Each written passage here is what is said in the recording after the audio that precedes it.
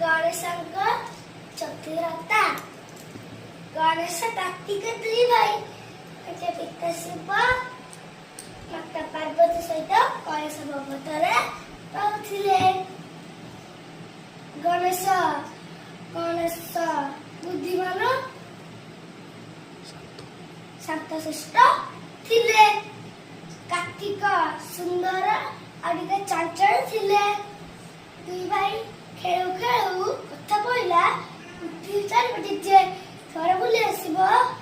କାର୍ତ୍ତିକ କହିଲେ କି ତମ ତ ମୂଷା ମାନ ସେ ତମକୁ କେତେ ବାଟରେ ନେଇକି ଯିବ। ସାଙ୍ଗେ ସାଙ୍ଗେ ପୃଥିବୀ ଚାରିପଟେ ବୁଲି ଆସିବ। ଏକଥା କହି କାର୍ତ୍ତିକର ବାଣ ସେ ଉଡି ଉଡି ଚାଲିଗଲେ। କଣ ଚୁପଚାପ ହୋଇ ଭାବେ। କିଛି ସମୟ ପରେ ପିତା ଶିବ ମାତା ପାର୍ବତୀ ଚାରିପଟେ